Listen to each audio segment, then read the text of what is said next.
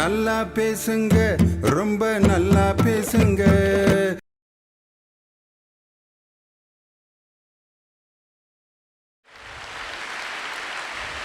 ஒரு சாதாரண பெரிய குளத்துக்கு பக்கத்தில் வடுகப்பட்டி என்ற ஒரு சிறிய கிராமத்தில் பிறந்த ஒரு வற்றாத கவியூற்று, இன்னைக்கு வரைக்கும் அனைத்து கவிஞர்களுடன் போட்டி போட்டு எழுதி கொண்டு இருக்கக்கூடிய வற்றாத கவியூற்று கவி பேரரசு வைரமுத்துவை தந்ததும் இந்த தேனி மாவட்டம் தான். அவருடைய பாட்டில் பல தடவை நான் பல பாட்டை கேட்டிருக்கேன். இருந்தாலும் அந்த பாட்டு மேலே இருக்க எனக்கு ஒரு ஈர்ப்பு மாதிரி அவர் எழுதின பாட்டில் நான் அவர்கிட்டயே பல தடவை சொல்லி நீ 2 வரி பாடி காட்டுங்க லியோனி அப்படிம்பார். நீங்கள் பாடினா ஆசையாக இருக்குது கேட்கண்டு. இளையராஜா பாடின பாட்டு தான். 1/2 மணி நேரத்தில் கவி பேரரசு வைரமுத்து எழுதி 1 மணி நேரத்தில் இசையமைக்கப்பட்ட பாட்டு அது. சகம பனி சானி சம பச மம ப கமக கமகச நினிச ககச நினிச கக மம ப சாச நீனி கக மம நீனி சாச நினிச விழியில் விழுந்து இதயம் நுழைந்து உயிரில் கலந்த உறவே இரவும் பகலும் உரசி கொள்ளும் அந்தி பொழுதில் வந்துவிடு அலைகள் உலவும் கரையில் இருப்பேன் உயிரை திருப்பி தந்துவிடு. என்ன அழகான ஒரு பாடல், வர்ணனை பாட்டு. எத்தனை முறை 6 முறை தேசிய விருது வாங்கிய ஒரே கவிஞன் இந்திய வரலாற்றில் கவி பேரரசு வைரமுத்து தான். 6 முறை தேசிய விருது. அதில் முதல் பாடல் இசைஞானி இளையராஜா அந்த அருமையான கேதார ராகத்தில் போட்டிருப்பார். அதில் வர்ணனை பாருங்கள்.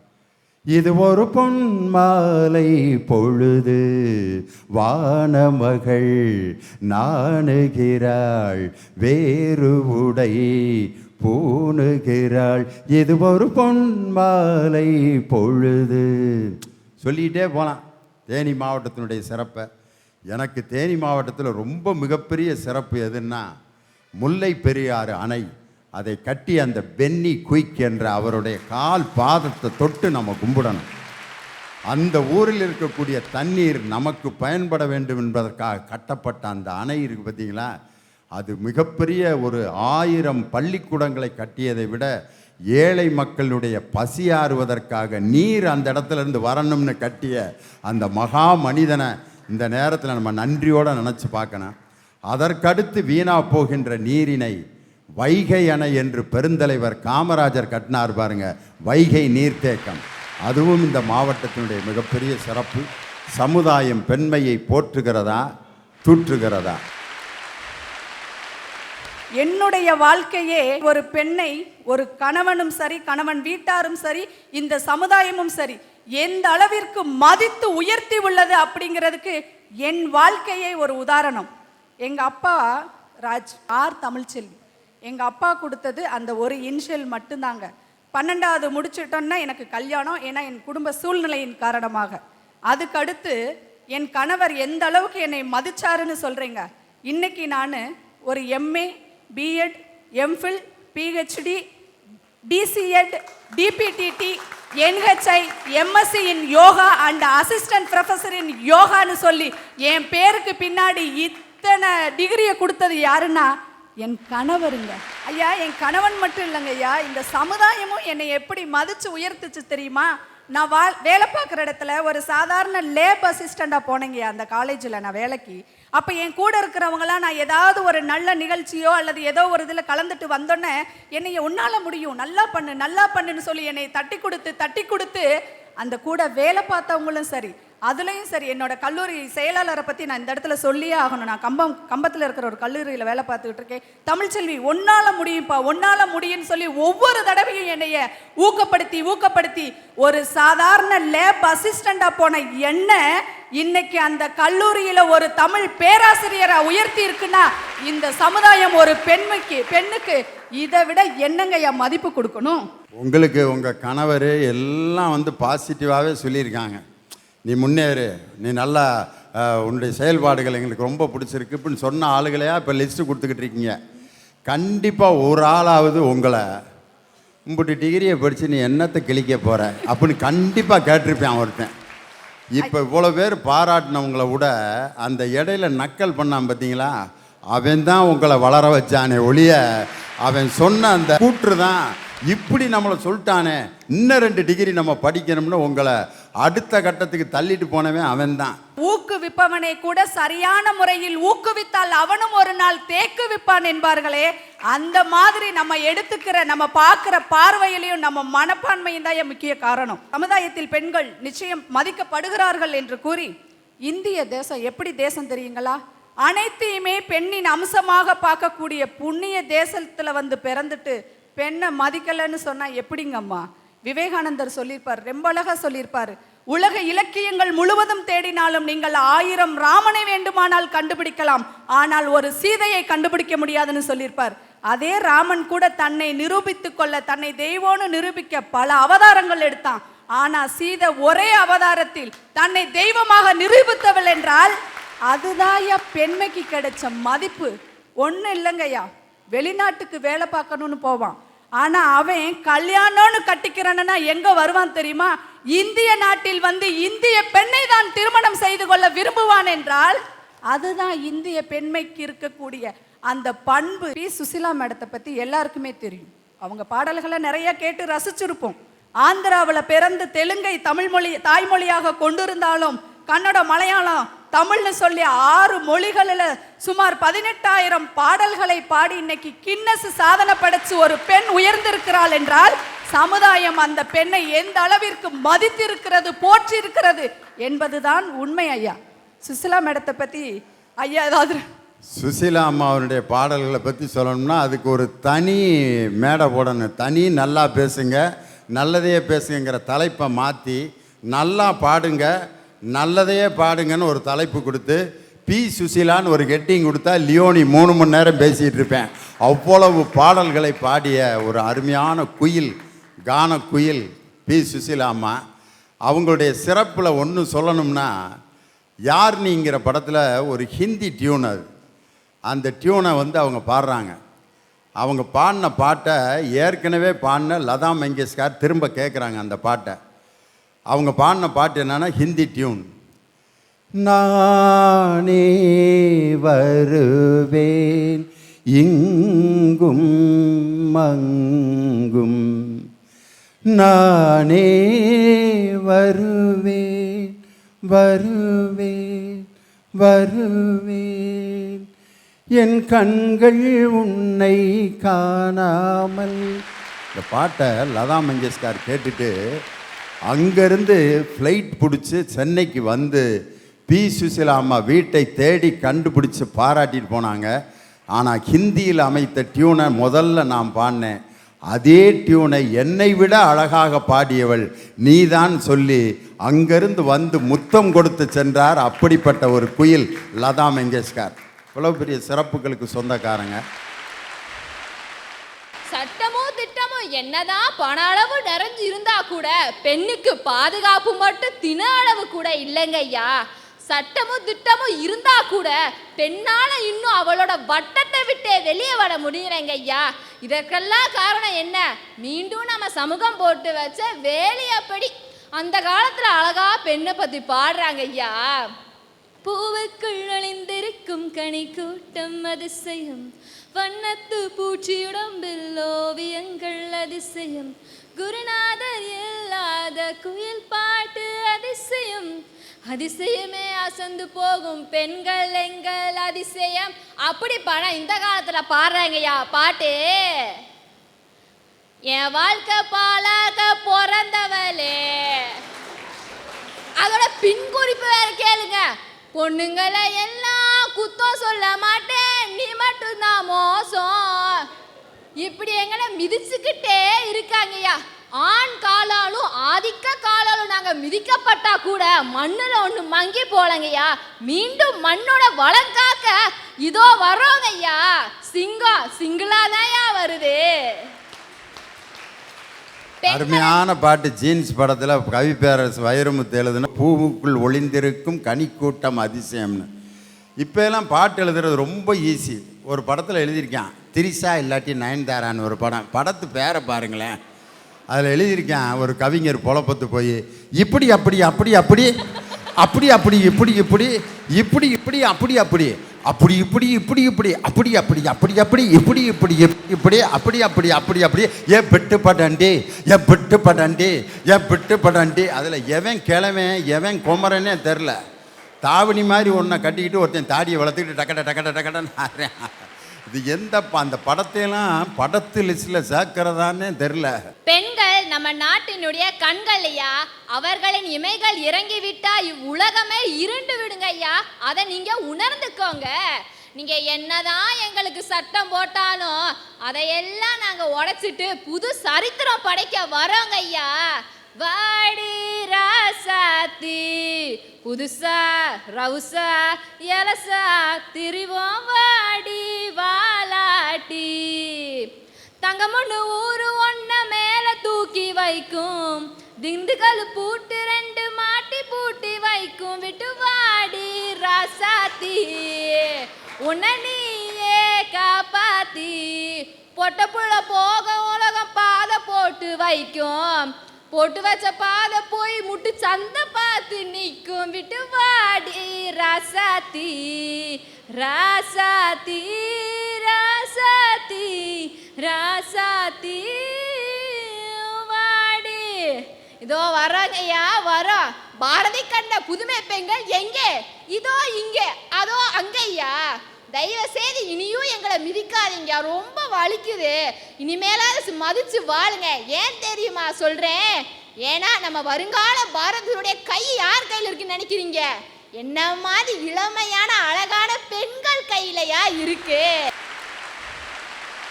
ஐயா, மங்கையராய் பிறப்பதற்கே மாதவம் செய்திடல் வேண்டுமம்மா என்றான் கவிஞன். நான் சொல்கிறேன், மண்ணாக பிறந்தாலும் பெண்ணாக பிறக்க கூடாது என்று. இதுதான் யதார்த்தம், இதுதான் உண்மை. ஐயா, நான் ஒன்று சொல்றேன், என் கதையை சொல்றேன் ஐயா. சமுதாயத்தில் பெண்கள் மிதிக்கப்படுகிறார்களா மதிக்கப்படுகிறார்களான்னு சொல்லுங்க. நான் எல்லா போட்டிகள்லையும் கலந்துருக்கேன், எல்லாத்துலேயுமே பரிசு வாங்கியிருக்கேன்.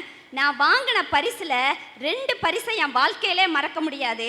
ஒன்று, நான் 9ஆம் வகுப்பு படிக்கையில் ஸ்கவுட்ஸ் அண்ட் கைடு ப்ரோக்ராம் கேரளாவில் பாலக்காட்டில் நடந்துச்சுங்கய்யா. அப்போ அது ஒரு 1 வீக் ப்ரோக்ராம். நான் கலந்துச்சு. அதில் ப்ரைஸ் சர்டிஃபிகேட்டும் அவார்டும் நம்ம பிரைம் மினிஸ்டர் கையில் வாங்கினேங்கய்யா. அது ஒன்று.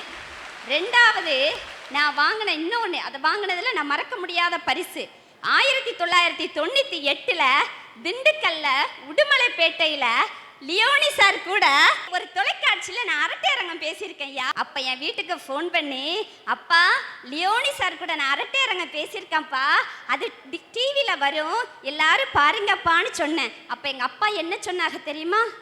மரகதம் குட்டிமா, என் செல்லம், நீ ஸ்டேஜ்லலாம் பேசுடா, டிவியில் போய் பேசாதடா. இந்த சமூகம் நம்மளை ஒரு மாதிரி பார்க்குண்டா, அப்புறம் ஒரு பேலுமே உன்னை கெட்ட மாட்டான்டான்னு எங்கள் அப்பா சொன்னாங்க. அன்னைக்கு நம்பினவ தான் சார் இன்னைக்கு வரைக்கும் 18 வருஷமாக நான் எந்த ஸ்டேஜ்லேயுமே ஏறலை.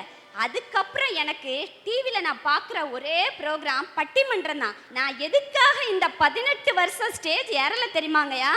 இவ உண்டு இவ வேலை உண்டுன்னு இல்லாமல் ஏன் ஊரா சுத்திக்கிட்டு தெரியுதானே இந்த சமூகம் சொல்லுமோங்கிற பயம் இருந்துச்சுங்கய்யா. நான் இன்னைக்கு ஒரு அக்ரி டிபார்ட்மெண்ட்டில் ஒர்க் பண்ணுறேன். நான் என்ன சொல்லி லீவ் போட்டு வந்திருக்கேன் தெரியுமா? என் அண்ணன் பையனுக்கு மொட்டை போடுறாங்க, அதுக்கு நான் போகிறேன்னு சொல்லிட்டு வந்திருக்கேன். ஐயா, என் பக்கத்து வீட்டுக்காரங்கிட்ட நான் என்ன சொல்லிட்டு வந்தேன் தெரியுங்களா ஐயா? ஆஃபீஸில் அண்ணன் வீட்டுக்கு போகிறேன்னு சொல்லியிருக்கேன். பக்கத்து வீட்டுக்காரன்ட்ட ஆஃபீஸில் ட்ரைனிங் இருக்குது, சேலம் போகிறேன்னு சொல்லிட்டு வந்திருக்கேங்கய்யா. இந்த ப்ரோக்ராம் டெலிகாஸ்ட் ஆன பிறகு தான் நான் பட்டிமன்றம் பேசுனேங்கிறதே தெரியுங்கய்யா. இதுக்கு காரணம் என்ன? சமூகத்தில் நாங்கள் மிதிக்கப்படுகிறோம். எனது குடும்பத்தில் நான் மிதிக்கப்படவில்லை. இந்த சமூகம் பெண்களை மிதிக்கத்தான் செய்கிறது. அதுதான் யதார்த்தம், அதுதான் சத்தியம், அதுதான் உண்மைங்கய்யா. இனி பெண்மை போற்றப்படுகிறதா தூற்றப்படுகிறதாங்கிறதுக்கு நான் தீர்ப்பு சொல்லணும். சினிமா பாட்டு எடுத்துக்கிறீங்க, பொம்பளை பிள்ளைய வர்ணிச்சு எம்புட்டு பாட்டு இருக்கு. ஹலோ மிஸ்டர் ஜமீன்தாருங்கிற படத்தில் ஒரு பாட்டு இருக்கான். பெண்ணுக்கு அவ்வளவு அழகான வர்ணனை இதுவரைக்கும் வேற எதுலையும் கொடுக்கல. இளமை கொலுவிருக்கும், இனிமை சுவை இருக்கும், இயற்கை மனம் இருக்கும் பருவத்திலே, பெண் இல்லாமல் சுகமில்லை உலகத்திலே, அனைத்து வளர்ப்பவளும் தாயல்லவோ, அணைப்பில் அடங்குவதும் அவள் அல்லவோ, கவிஞர் நாடுவதும் கலைஞர் தேடுவதும் இளைஞர் விரும்புவதும் பெண்ணல்லவோ, பெண் இயற்கையின் சீதன பரிசல்லவோ. அடுத்த வரி தான் எனக்கு ரொம்ப பிடிக்கும். பொன்னும் பொருளும் வந்து மொழி சொல்லுமா, ஒரு பூவைக்கும் மாலையிடும் மனம் வருமா, இன்று தேடி வரும் நாளை ஓடிவிடும், பெண்மும் சிரித்தபடி அமுதிடுமா, எந்த செல்வமும் பெண்மையின் சுகம் தருமா. அழகான பாட்டு. இன்று தேடி வரும் நாளை ஓடிவிடும், செல்வம் சிரித்தபடி அமுதிடுமா, எந்த செல்வமும் பெண்மையின் சுகம் தருமான்னார். இதே சினிமாவில் தான் என்ன பாட்டு எழுதுனான் தெரியுமா? கண்டால் கொல்லும் விஷமாம் கட்டழகு மங்கையரை நாம் கொண்டாடி திரியாமல் குருடானது காலம். பெண்களை நம்பாதே கண்களே, பெண்களை நம்பாதே, வீண் பெருமை பேசி சிறுமை காட்டும் பெண்களை நம்பாதே, ஜரிகை பொட்டு ஜவ்வாது பொட்டு தங்கை நகை பகட்டு அப்படிம்பார். பெண்களை நம்பாதே, பெண்களை நம்பாதேன்னு அதில் ரொம்ப எனக்கு பிடிச்ச வரி, ஒய்யார கொண்டையிலே தாளம் பூவாம், அதன் உள்ளே இருக்கிறது ஈரும் பேனாம், இதை மெய்யாய் உணர்ந்தவனே புத்திமானாம், மேனி மினுக்கும் பெண்டுகளை பார்த்திடானாம். நான் முதல்ல இளமை குழுவிருக்கும் பாட்டு பாடினேன், அதுக்கு யாருமே மண்டையாட்டல. பெண்களை நம்பாதேக்கு ஒவ்வொருத்தரும் இருந்தா லியோனி நம்ம லைஃப்பை உரிச்சு வைக்கிறானப்பா அப்படின்ட்டு. இதே சினிமாவில் தான் பெண்மையை பாராட்டவும் செய்து தூற்றவும் செய்து. ஒரு ஆம்பளை பையனே ஒரு பொம்பளை பிள்ளையும் கடைக்கு கூட்டி போயிருக்கு ஒரு அம்மா. அதில் அந்த ஆம்பளை பையனுக்கு போகிறப்ப அந்த கடைக்காரரு, தம்பி இந்தா தம்பி சாக்லேட்டு அப்படின்னு இருக்காரு. அவன் கொடுங்க அப்படின்ட்டு வாங்கிட்டேன் 2 சாக்லேட்டை. பொம்பளை பிள்ளைக்கு கொடுத்துருக்காரு, இந்தம்மா சாக்லேட்டு. வேணாம் வேணாம் வேணாங்க. ஏன் பாப்பா வேணாங்கிற?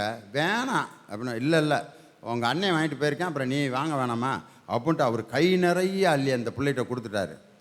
கொடுத்துட்டு வெளியில் வர்றப்ப அவங்க அம்மா கேட்டிருக்கு, அண்ணன் வாங்கினானே நீ ஏன் வேணான்னு சொன்னேன்? ஏம்மா நான் சாக்லேட்டை வேணான்னு சொல்ல, அண்ணன் கிறுக்கேன்.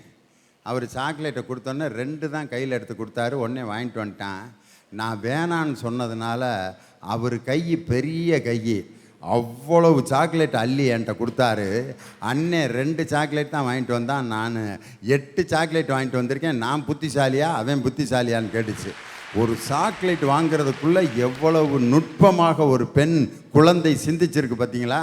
இன்னைக்கு நாட்டில் இருக்க கோயில்களை பூரா கணக்கெடுத்து பாருங்கள், பெண் தெய்வங்களுக்கு தான் கோயில்கள் அதிகம். அதுதான் உண்மை. என்ன காரணம்னா தமிழன் பெண்ணை தெய்வமாக மதிக்கிறான் என்பதுதான் உண்மை. அதே மாதிரி வாழ்க்கைக்கு தேவையான கல்வி, செல்வம், வீரம், இது 3க்கும் ஆம்பளை கடவுளே கிடையாது. கல்விக்கு யார்? சரஸ்வதி. செல்வத்துக்கு யார்? லட்சுமி. வீரத்துக்கு யார்? துர்காதேவி. எங்கேயாவது ஆம்பளையில் இந்த 3க்கு வச்சுருக்கான. இந்த 3 இல்லாமல் மனுஷன் வாழ முடியாது. கல்வியா, செல்வமா, வீரமா, லட்சுமியா, சரஸ்வதியா, பார்வதியா அப்படின்னு தான் கேட்குறான். இந்த 3க்கும் பெண் தெய்வங்களை கடவுளாக வச்சுருக்கான். இன்னைக்கு ஒரு பெண் எப்படி இருக்கணும்னா, தனக்கு வந்திருக்கக்கூடிய கஷ்டத்தை தானே சுமந்துக்கிட்டு இருக்கிற நத்தை ஆமை மாதிரி தான் இருக்குதுங்க. ஆமை பாருங்கள், அதை ஓட்டை சுமந்துக்கிட்டே நடந்து வரும். அந்த புருஷன் 3/4 துட்டுக்கு பிரயோஜனம் இல்லாதவனாலும் அந்த பாதுகாப்பு ஓட்டை எப்படி ஆமை சுமந்துக்கிட்டு வருதோ, தனக்கு பாதுகாப்பு கொடுக்குறான் அப்படிங்கிற ஒரே காரணத்துக்காக இந்த பொட்டு பூவு அவனுக்காக நம்ம வைக்க வேண்டியிருக்கேன்ட்டு அந்த குடிகார பரதேசி பயலை கடைசி வரைக்கும் தாங்கி ஆமை எப்படி ஓட்டை தூக்கிக்கிட்டு அப்படியே நடந்து வரும், ஆபத்து வந்தோன்னே அந்த ஓட்டுக்குள்ளே தான் போய் உள்ளே போகும். இன்றைக்கி பல பெண்களுடைய நிலைமை அப்படித்தான். நத்தை அழகாக அப்படி நடந்து வரும், எப்பயாவது ஈரமாக இருக்க நேரத்தில் சூ அப்படின்னுங்க நத்தை உள்ளுக்கு ஓடினான். இது மாதிரி தனக்கு பாதுகாப்பான ஓட்டையும் சுமந்து கொண்டு இந்த உலகத்தில் நடமாடுகின்ற நத்தையை போல் ஆமையை போல் பெண்கள் இன்று தூற்றப்படுகிறார்கள். ஆனால் அந்த பெண்ணுக்கு கல்வி என்ற ஒரு சக்தி கிடைக்கும்போது எப்படி மாறிடுறா தெரியுமா? ஒரு தாய்க்கோழியை பாருங்கள், குப்பையில் நடந்து தான் போயிட்டுருக்கோம், தன்னுடைய குஞ்சுகளை கூட்டிகிட்டு போயிட்டுருக்குது, கொக்கொன்ட்டு பருந்து மேலேருந்து அடிக்க வருது. ஆனால் அந்த தாய்க்கோழிக்கு பறக்க தெரியாது. தன் குஞ்சுகளை பாதுகாப்பதற்காக பருந்துக்கு இணையாக பறந்து ஒரு தாய்க்கோழி தன் குஞ்சினை பாதுகாக்கிறது என்று சொன்னால், பாசம் அன்பு என்று வந்தவுடன் ஒரு பெண்ணுக்கு அளப்பரிய சக்தி வந்துடுது. ஒரு காலத்தில் ஓட்டுரிமை கூட பெண்களுக்கு இல்லை. ஆனால் அந்த ஓட்டுரிமையை பெற்று தந்தது நீதி கட்சி என்ற ஒரு கட்சி தான். பெண்களுக்கு ஓட்டுரிமையை வாங்கி கொடுத்து ஓட்டு போடும் அதிகாரத்தை பெண்களுக்கு தந்தது. கல்லூரியில் படிக்கும் அதிகாரத்தை அதே மாதிரி ஒரு அரசியல் இயக்கம் தான் வாங்கி கொடுத்துச்சு. அப்படி படித்த ஒரு பெண் தான் டாக்டர் முத்துலட்சுமி ரெட்டியார். அவர்கள்தான் தமிழகத்தினுடைய முதல் பெண் மேயர். அவங்க தான் தமிழகத்தினுடைய முதல் சட்டமன்ற உறுப்பினரும் நம்ம முத்துலட்சுமி ரெட்டியார் தான். பெண்களுக்கு உரிய மதிப்பு போற்றப்பட்டதால் தான் பெண்கள் இன்று கல்வி பெற்றிருக்கிறார்கள், காவல்துறையிலே பொறுப்பேற்றிருக்கிறார்கள், ஆட்சித்துறையில் பொறுப்பேற்றிருக்கிறார்கள். பெண்கள் மட்டும் மிதிக்கப்பட்டிருந்தால் இவ்வளவு பெரிய உயரத்தை அவர்களால் அடைந்திருக்க முடியாது. எனவே தமிழ் சமுதாயம் பெண்களை தூற்றவில்லை, போற்றுகிறது போற்றுகிறது போற்றுகிறது என்று இந்த விவாதத்தின் தீர்ப்பாக சொல்லி வாழ்த்தி வணங்கி விடைபெறுகிறேன். நன்றி, வணக்கம்.